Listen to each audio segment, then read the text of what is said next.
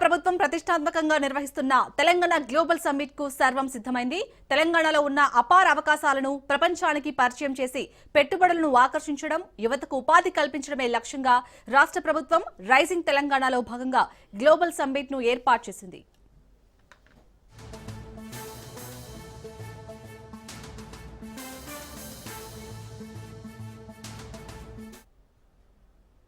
Future సిటీలో 2 రోజుల పాటు జరిగే తెలంగాణ రైజింగ్ సమ్మిట్ లో 44 దేశాల నుంచి పారిశ్రామిక దిగ్గజాలు పాల్గొంటున్నారు.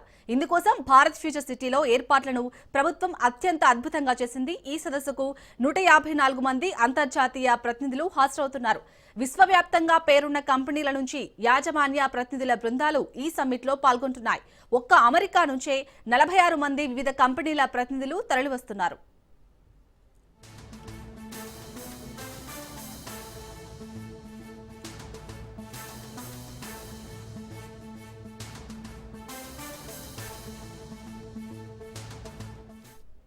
కాంగ్రెస్ అధికారంలోకి వచ్చి 2 ఏళ్లు పూర్తయ్యే సందర్భంలో ముఖ్యమంత్రి రేవంత్ రెడ్డి ఆధ్వర్యంలో తెలంగాణ రైజింగ్ గ్లోబల్ సమ్మిట్ 2025 నేడు భారత్ ఫ్యూచర్ సిటీలో ఘనంగా ప్రారంభమవుతోంది. ఈ 2 రోజుల పాటు సమ్మిట్ ద్వారా తెలంగాణను ప్రపంచ స్థాయి పెట్టుబడుల హబ్ గా మార్చాలనే భారీ లక్ష్యంతో ప్రభుత్వం ముందుకు సాగుతుంది. దావోస్లోని వరల్డ్ ఎకనామిక్ ఫోరంను తలపించేలా ఈ సమ్మిట్ ని రూపొందించారు. 44 దేశాల నుంచి 154 మంది అంతర్జాతీయ ప్రతినిధులు, 46 మంది అమెరికా నుంచి వచ్చే పారిశ్రామికవేత్తలతో పాటు నోబెల్ బహుమతి విజేతలు Abhijit Banerjee, Kailash Satyarthi, WEF CEO Jeremy Jurgens, Biocon chairman Kiran Mazumdar Shaw వంటి ప్రముఖులు ఇందులో పాల్గొంటున్నారు. మొత్తం 1686 మంది ప్రతినిధులు, 3000 మంది అతిథులు హాజరవుతున్నారు. ఈ సమ్మిట్ ద్వారా 3 లక్షల కోట్ల పెట్టుబడులను ఆకర్షించాలని ప్రభుత్వం లక్ష్యంగా పెట్టుకుంది.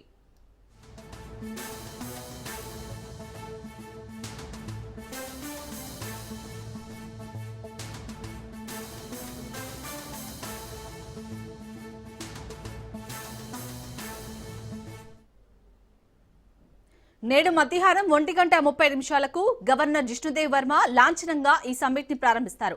తర్వాత ముఖ్యమంత్రి రేవంత్ రెడ్డి మధ్యాహ్నం 2:30 ప్రసంగిస్తూ ప్రజాపాలన, పెట్టుబడుల అవకాశాలు, విజన్ 2047 లక్ష్యాలు, భారత్ ఫ్యూచర్ సిటీ గురించి వివరిస్తారు. మొత్తం 27 ప్యానెల్ చర్చలు జరుగుతాయి. Energy transition, green mobility, IT, సెమీకండక్టర్లు, health, education, tourism, agriculture, value chains, soft power, infrastructure వంటి అంశాలపై చర్చలు మధ్యాహ్నం నుంచి సాయంత్రం 6:30 వరకు జరుగుతాయి. రాత్రి డిన్నర్తో తొలి రోజు ముగుస్తుంది.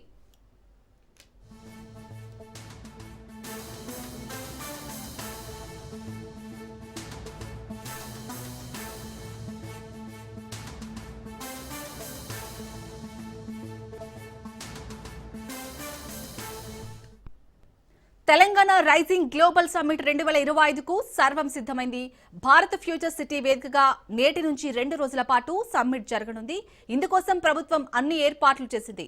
దేశ విదేశాల నుంచి వచ్చే పారిశ్రామికవేత్తలు, ఆర్థిక నిపుణులు, నోబెల్ గ్రహీతలకు ఆతిథ్యం ఇచ్చేందుకు హైదరాబాద్ ముస్తాబైంది.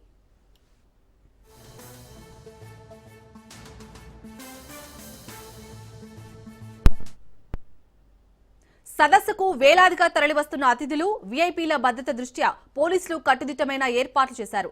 6000 మంది పోలీస్ సిబ్బందితో భారీ భద్రత ఏర్పాట్లు చేసినట్లు డీజీపీ శివధర్ రెడ్డి తెలిపారు. ఏడీజీపీలు, ఐజీలు, 10 మంది ఐపీఎస్ అధికారులు పలువురు బందోబస్తును పర్యవేక్షిస్తున్నారని చెప్పారు. వేదిక దగ్గర దాదాపు 1200 మంది పోలీస్ సిబ్బందిని మోహరించనున్నారు.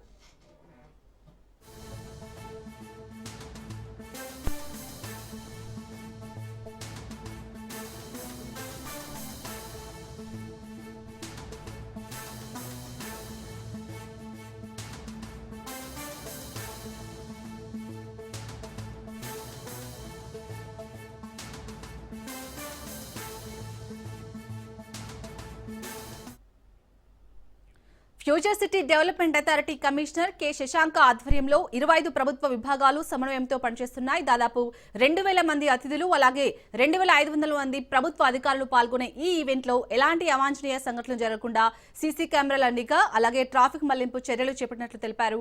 3 వారాలుగా సాగుతున్న సన్నాహాలు ఆదివారం నాటికి కొలిక్కి వచ్చాయని, ఈ సదస్సు తెలంగాణ చరిత్రలో మైలురాయిగా నిలిచిపోతుందని అధికారులు తెలిపారు. రైట్ కా ఈ సమ్మిట్ దగ్గర నుంచి ప్రజెంట్ మా ప్రతినిధి సునీల్ అక్కడ ఉన్నారు. సునీల్ అడిగి మరిన్ని డీటెయిల్స్ తెలుసుకుందాం. సునీల్, అనిల్, తెలంగాణ ప్రభుత్వం ఎంతో ప్రతిష్టాత్మకంగా తీసుకుంటుంది ఈ సమ్మిట్ ని. సో ఏర్పాట్లు ఏ విధంగా జరగబోతున్నాయి, ఇంకా ఎంతసేపట్లో ఈ ప్రోగ్రామ్ అనేది స్టార్ట్ కాబోతుంది?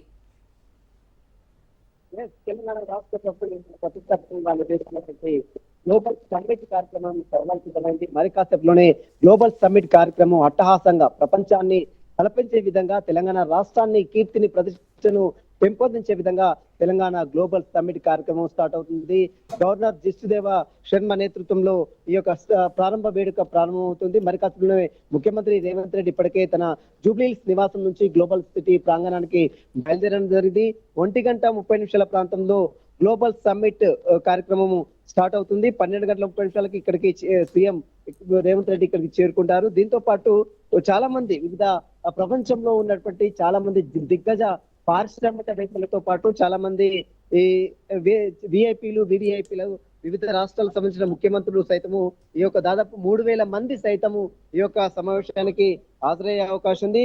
మొట్టమొదటి రోజు మొత్తం దాదాపు 12 అంశాల మీద 3 సెషన్స్ ని స్టార్ట్ చేయడం జరిగింది.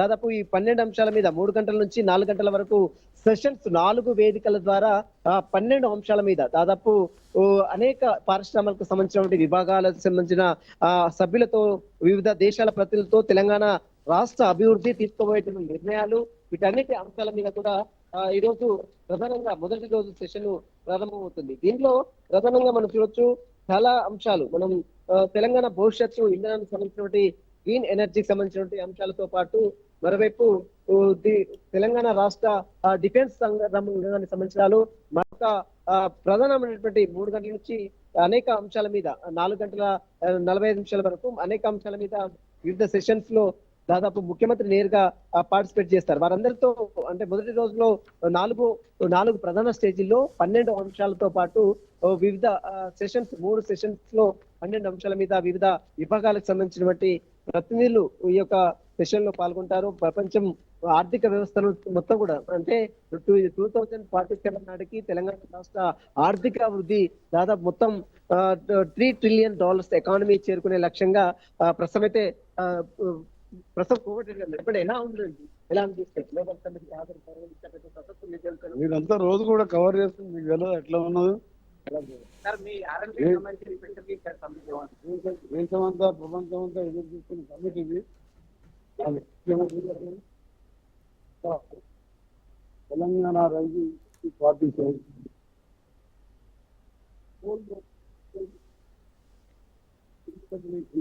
హైదరాబాద్ అంటే ఇన్వెస్ట్మెంట్, హైదరాబాద్ అంటే బిజినెస్ గా, హైదరాబాద్ అంటే ఐటీ కంపెనీస్ గా లక్ష్యంతో ఎన్నో రోజులు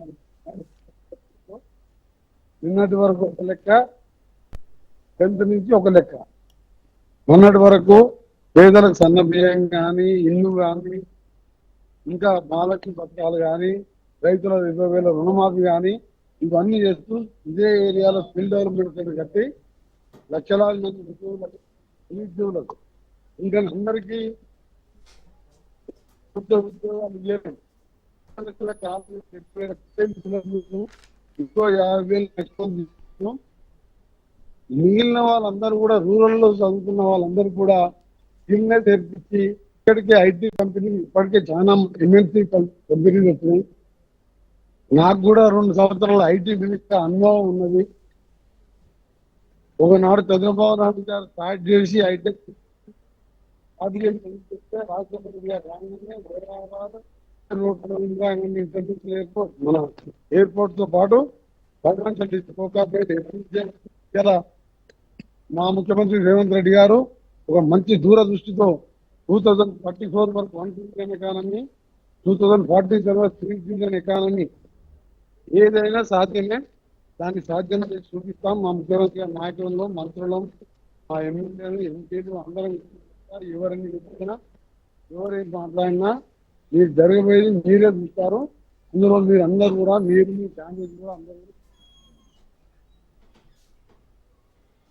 పార్లమెంట్ సెషన్ నడుస్తుంది కాబట్టి ఖర్గే గారు లేఖ రాసినట్టు మేము కూడా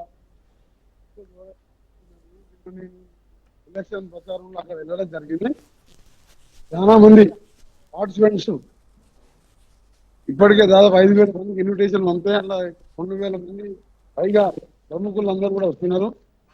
ఇప్పుడు రూరల్ అర్బన్ కనెక్టివిటీ మీద మా రోడ్స్ డిపార్ట్మెంట్, హెచ్ఎండిఏ, పంచాయతీరాజ్ తో పాటు రేపు అదన సెషన్, రేపు ఈవినింగ్ ఎంటర్టైన్మెంట్ మీద సెమినార్ ఉన్నాయి. రేపు 2 మాయి.